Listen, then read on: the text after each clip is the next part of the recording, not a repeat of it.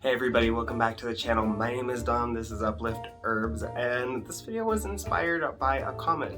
So I'm going to spend some time addressing it, talking about the subject, and then I want to end this video talking about some products and things that we have coming out to the shop.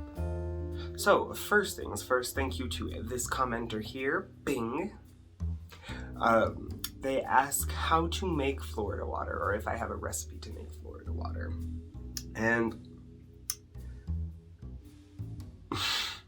the real truth is here, no, I do not. Florida water is not something that I recommend you try to recreate or really go after creating, because it is a very, very set and specific recipe.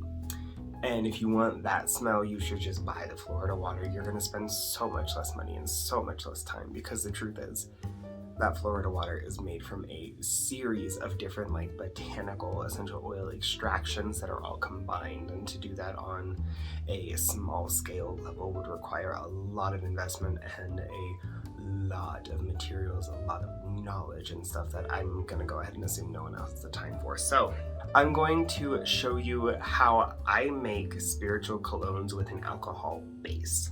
Alright, so the base for a lot of these can vary on where you're getting it from, what kind of tools you have, and what purpose the alcohol, the liquor, the perfume is for. The example I have with us today is our Mystic Rose perfume. This one was first started in December for Guadalupe's feast day.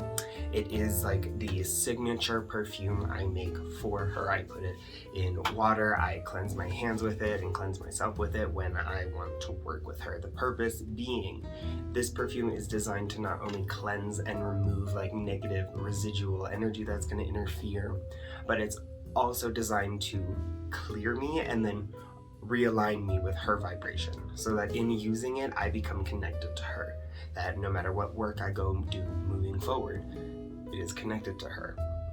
So when we start to talk about how to make your own spiritual cologne, you have to start with what is your purpose? Why are you doing it? Is it for a specific spirit? Is it for a specific cause? Because that's going to change some shit. All right, let's jump into bases and the different kinds of alcohol you can use for these kind of colognes.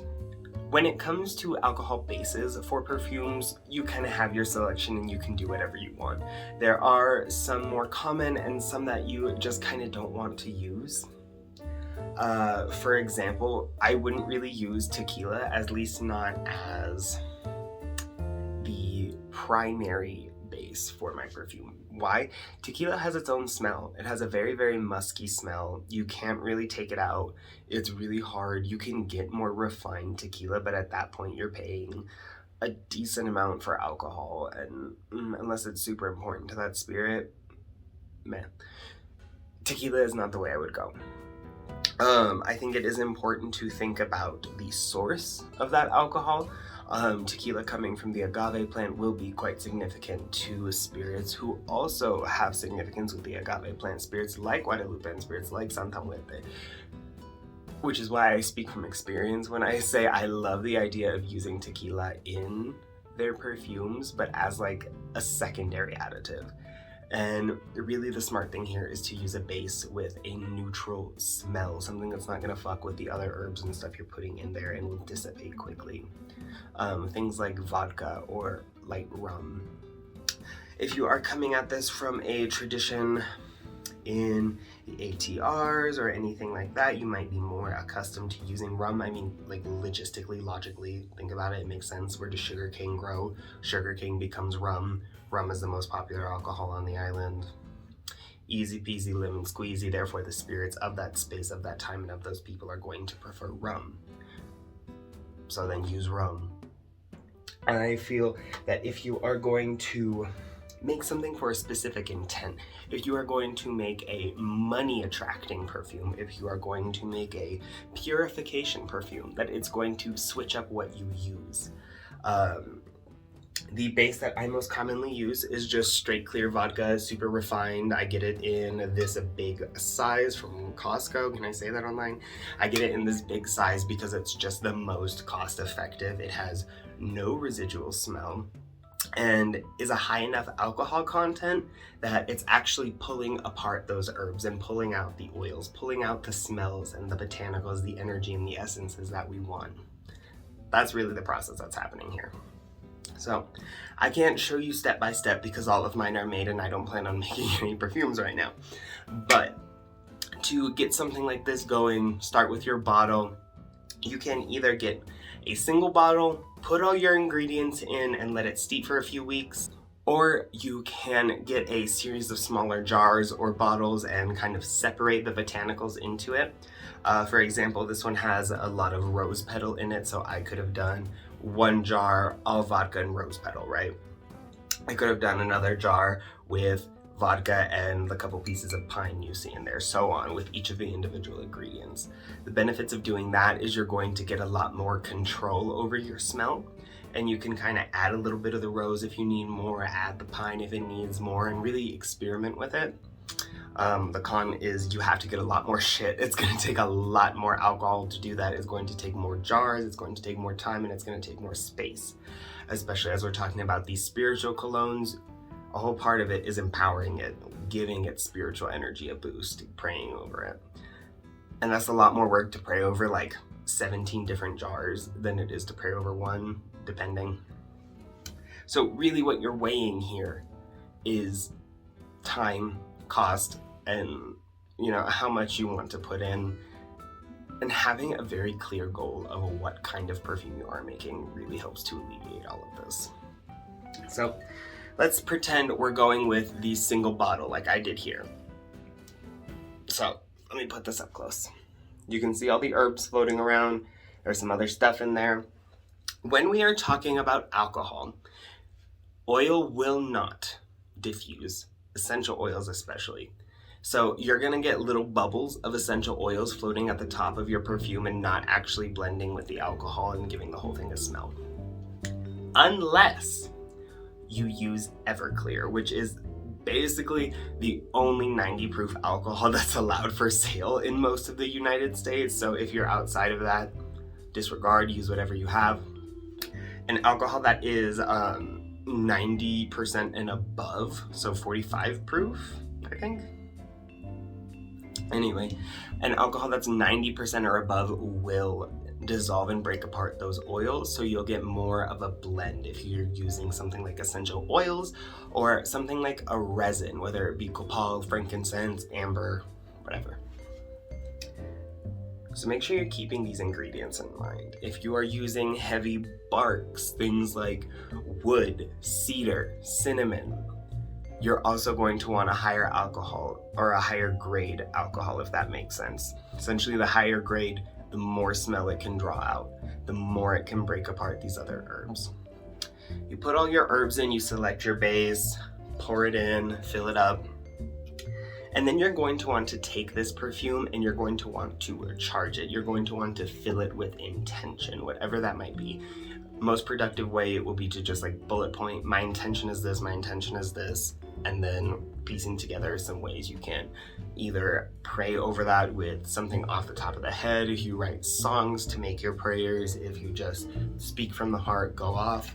I always recommend this prayer book if you speak English. The Spanish one is better if you can read Spanish. Whatever.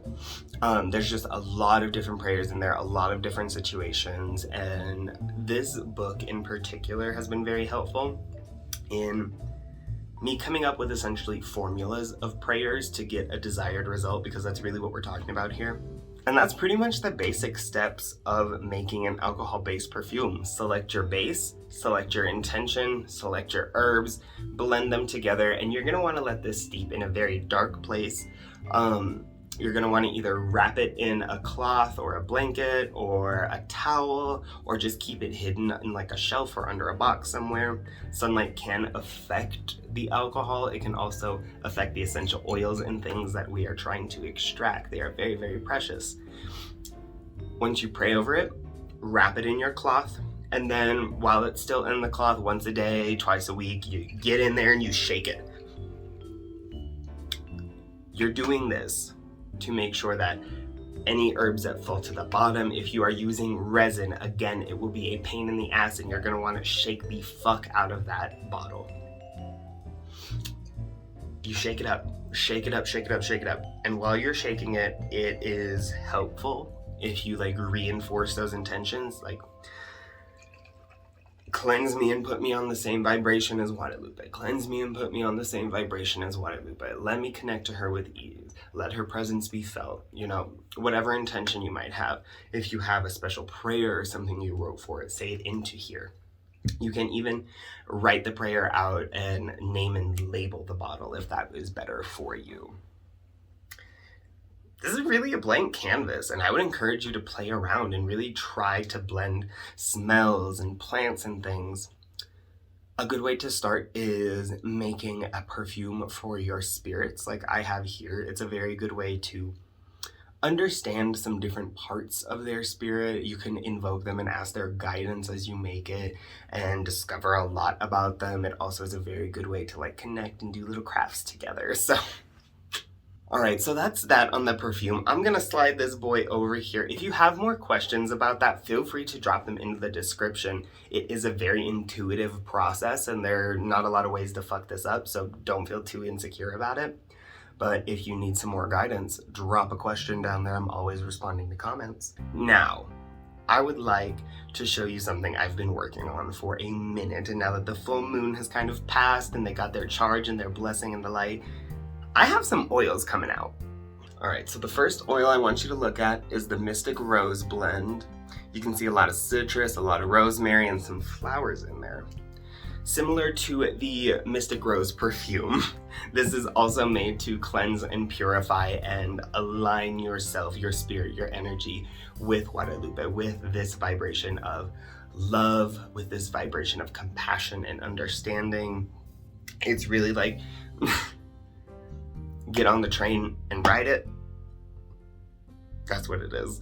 This is my personal bottle. These are the 1 ounce sizes that I'll also be selling.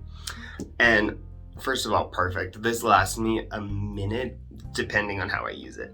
I live in a very, very arid climate, and that means I have to do a lot to protect my skin, to protect my hair, and to keep them hydrated and healthy. This oil has been a very big part of that.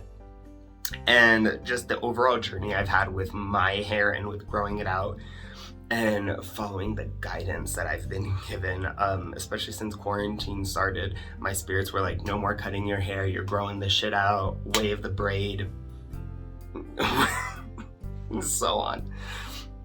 And so taking a little bit of this oil just like into my hands every day and massaging it like either onto the ends or into the scalp has been so helpful. The ingredients like rosemary and rose, there is castor oil in this, so it is very, very nice to your hair. If your hair gets easily weighed down from oil like this, then maybe it's not for you, but beautiful, beautiful, beautiful. I love to fit it on my crown. I love using this oil not only because of the smell, which is beautiful, the really, really strong floral, the strong punch of rose you get is just lifted and carried on this beautiful like citrus vibe, this wave of citrus deliciousness, and then it has a little pinch of tobacco, a little pinch of copal. Really get the mystic in the rose, you know? Other common ways to use the oil, I like to do a couple drops onto a candle, tea light, vigil candle, whatever. You can even make patterns. Sometimes I draw a little cross on them. You can draw diamonds, put little dots, really make your sigils with the oil on top of the candle. That has been very powerful to me. And it's just nice. It can be used as offerings. You can use it to polish her icons or statues. I rub it into my rosaries when I pray.